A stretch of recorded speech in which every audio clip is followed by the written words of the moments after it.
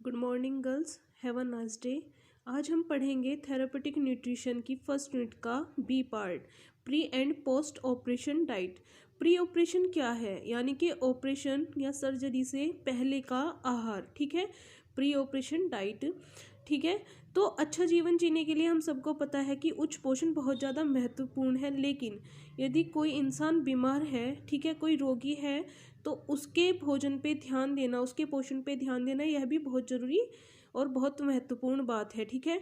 एक रोगी जो है सर्जरी से पहले बहुत ज़्यादा चिड़चिड़ा रहता है, ठीक है। क्यों रहता है? क्योंकि वह अपनी बीमारी को लेके बहुत ज़्यादा टेंशन में आ जाता है, ठीक है, डिप्रेशन में आ जाता है। तो वह पूरी तरीके से अपने भोजन पे ध्यान नहीं दे पाता, लेकिन जो उसके पास रहते हैं उन्हें पूरी तरीके से उसके भोजन पर ध्यान देना चाहिए, उसके पूरे दिन की आहार तालिका पर ध्यान देना चाहिए। तो ऐसी स्थिति में क्या करना चाहिए कि जो बीमार व्यक्ति है, ठीक है, उसके आहार में अच्छे अच्छे भोज्य पदार्थ जैसे कि हरी सब्जियां, फल आदि का समायोजन करना चाहिए। डेली उसको दूध देना चाहिए जिससे उसे अच्छी प्रोटीन मिल सके। उसकी पसंद का आहार देना चाहिए, उम्र के अनुसार उसे आहार देना चाहिए और ऐसा आहार देना चाहिए जो सुपाच्य हो, ठीक है। और जो ऑपरेशन से पहले की आपकी तैयारी होती है, एक रोगी की तैयारी होती है, वह ऐसे होती है जैसे मैराथन से पहले किसी खिलाड़ी को तैयार किया जाता है। तो रोगी को पूर्ण रूप से तैयार करने के लिए आपको उसके भोजन पे बहुत ध्यान देने की जरूरत है।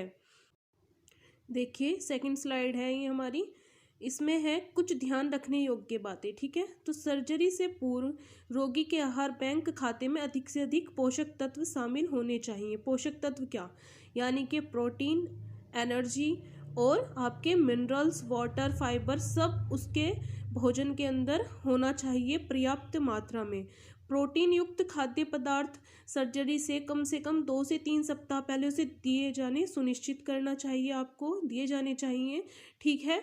आप सभी को पता है कि प्रोटीन हमें हमारी जो बॉडी बिल्डिंग का काम करती है, ठीक है, हड्डियों को मजबूत करती है और शरीर प्रतिरक्षा प्रणाली के लिए बहुत ज़्यादा महत्वपूर्ण है। तो सर्जरी से पहले यदि आप प्रोटीन युक्त खाद्य पदार्थ उस रोगी को देंगे तो उसके लिए बहुत अच्छा होगा, वह फिट रहेगा।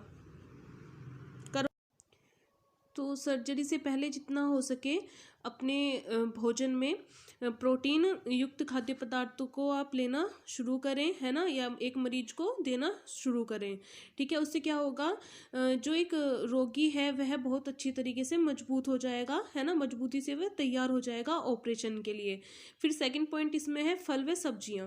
फल व सब्जियों को प्रतिदिन अपने भोजन में सम्मिलित करें, है ना। फलों में पानी की मात्रा अधिक होती है, फाइबर होता है आपके फलों में, ठीक है। ऑपरेशन से पहले कोई भी प्रतिदिन एक फल खाने से आपका शरीर फिट रहेगा, आपको मिनरल्स, विटामिन्स भरपूर मात्रा में मिलेंगी।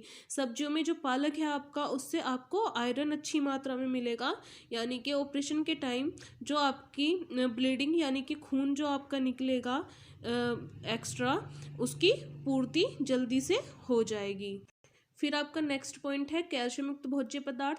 कैल्शियम युक्त भोज्य पदार्थ हमारी हड्डियों को मजबूत करते हैं, ये हमें पता ही है।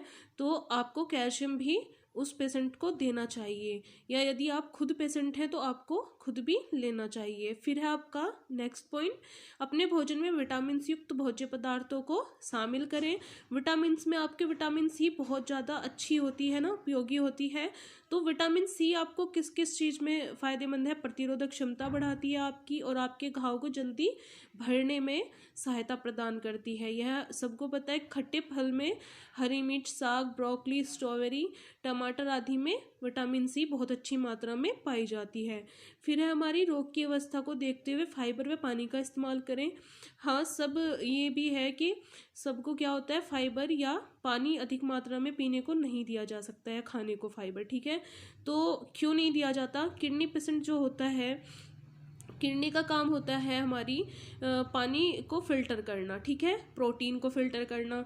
तो किडनी पे ज़्यादा जोर ना पड़े, आपकी किडनी सही रहे, ठीक है। अगर किसी का किडनी का ऑपरेशन है तो उस रोगी को, उस पेशेंट को पानी की मात्रा कम दी जाएगी या बिल्कुल ही बंद कर दिया जाता है, ना के बराबर। फिर आपका क्या है, पेट से रिलेटेड अगर कोई समस्या है तो फाइबर की कम या अधिकता भी उसमें की जाती है। यदि कैंसर या अल्सर है तो फाइबर युक्त भोज्य पदार्थ आपको कम दिए जाते हैं, यानी कि किसी भी रोगी को कम कर दिए जाते हैं। प्री ऑपरेशन के बाद आता है आपका फास्टिंग बिफोर ऑपरेशन। फास्ट क्या है, यानी कि व्रत की अवस्था, यानी कि खाली पेट जो होता है। क्यों रखा जाता है एक पेशेंट को खाली पेट ऑपरेशन से पहले, यह आप फास्ट बिफोर ऑपरेशन, ठीक है, इसमें हम पढ़ेंगे। फास्ट बिफोर ऑपरेशन यानी कि अब देखिए स्टार्टिंग से ही ऑपरेशन से पहले मरीज को कुछ भी ना खाने की सलाह दी जाती है, ठीक है ना। ये क्यों दी जाती है, जिस दिन आपकी सर्जरी है ना, किसी पेशेंट की सर्जरी है उससे कम से कम एक रात पहले या 8 घंटे या 10 घंटे पहले आपको ना खाने की सलाह दी जाती है। जैसे कि आज शाम को सर्जरी है तो आपको सुबह या एक दिन पहले रात को ही मना कर दिया जाता है कुछ भी खाने से, क्योंकि आपको एनेस्थीसिया दिया जाता है सुन करने के लिए, ठीक है। तो जो मरीज है यदि वह एनेस्थीसिया से कुछ टाइम पहले ही कुछ खाता है तो उससे क्या होता है, आपके शरीर का जो तंत्रिका तंत्र यानी कि रिफ्लेक्शन सिस्टम है वह थोड़ा सुस्त हो जाता है, और एनेस्थीसिया जो है वह आपके शरीर पे जैसे ही असर करता है तो आपकी जो शारीरिक क्रियाएं हैं वह धीमी हो जाती है रिफ्लेक्शन सिस्टम के सुस्त होने से। तो एनेस्थीसिया जब आपको दिया जा रहा है तो सांस में भी आपकी थोड़ी प्रॉब्लम आती है, यानी कि सांस जो है वो धीमी हो जाती है, सांस की गति। तो आपको इस टाइम पर यानी कि किसी मरीज को ऑपरेशन के समय क्या किया जाता है, सही से सांस दिलाने के लिए वेंटिलेटर पर रखा जाता है, यानी कि वेंटिलेटर पर लेटाया जाता है, जिससे कि उसकी जो सांस वाली प्रॉब्लम है उसे नॉर्मल किया जाए, यानी कि वह सांस सही से ले पाए। एनेस्थीसिया का जो प्रभाव है वह हमारी पाचन क्रिया पर भी बहुत ज़्यादा फर्क डालता है, यानी कि प्रभाव डालता है। तो ऐसी स्थिति में हम सभी को ही पता है कि जैसे ही हम भोजन करते हैं तो उसके बाद बहुत सारे एसिड है ना, अम्ल हमारे इंटरनल पार्ट्स में जा कर के बहुत सारे अम्ल का जो है प्रोसेस होती है, प्रक्रिया करते हैं हमारे खाने पर। बट ऐसी स्थिति में जब आपको सांस नहीं आ रहा, पता चला कि आपकी जो सांस की या वो सॉरी भोजन की नली है ना, उससे सीधा आपका भोजन फेफड़ों में घुस गया है, ठीक है। तो जैसे ही ऐसा कुछ होता है तो आपको इस तरीके से होने से किसी मरीज की जान तक जा सकती है, ठीक है ना। तो उससे पहले क्या आपको यानी कि एक रोगी को एंटी एसिड दिया जाता है जिससे कि यह सब न हो। चूंकि पाचन क्रिया ढीली पड़ जाती है इस वजह से संभावना बनी रहती है कि पेट में भोज्य पदार्थ वापस भोजन नली में चले जाएं। इससे सांस लेने का मार्ग अवरुद्ध हो जाता है जिससे मरीज की मौत भी हो सकती है। ये था आपका फास्ट बिफोर ऑपरेशन, यानी कि एनेस्थीसिया लगने के कम से कम 8 से 10 घंटे पहले कुछ भी आपको मरीज को देना चाहिए। यदि आप खुद मरीज हैं तो आपको यह बात अपने लिए भी ध्यान रखनी चाहिए, क्योंकि एनेस्थीसिया हमारे शरीर पे बहुत बुरा प्रभाव डाल सकता है। अब हमारी आती है post operation diet. Post operation diet क्या है, पोस्ट यानी कि बाद में, ऑपरेशन के बाद क्या किया जाता है। एक पेशेंट है, ठीक है ना, स्टार्टिंग से देखिए, सर्जरी होने के बाद अस्पताल से छुट्टी मिलने से पहले, यानी कि सर्जरी हो चुकी है बट हॉस्पिटल से आप डिस्चार्ज नहीं हुए हैं, उससे पहले डॉक्टर या आपका आहार नियोजक यानी कि डाइटिशियन आपको कुछ निर्देश देता है। उनके द्वारा आपको निर्देश दिए जाते हैं जो आपके लिए बहुत ज़्यादा आवश्यक है, ठीक है। आपको कुछ नुस्खे दिए जाते हैं, दवाइयाँ दी जाती है ना घरेलू देखभाल के लिए, जो बहुत महत्वपूर्ण होते हैं। उन्हीं के अनुसार आपको एक रोगी की देखभाल करनी चाहिए। यदि आप खुद पेशेंट हैं तो आपको अपने ऊपर भी उन्हें फॉलो करने चाहिए, ठीक है। क्योंकि अगर आप थोड़ी सी लापरवाही घर जाते ही बरतते हैं तो उससे बहुत ज़्यादा समस्या उत्पन्न हो सकती है।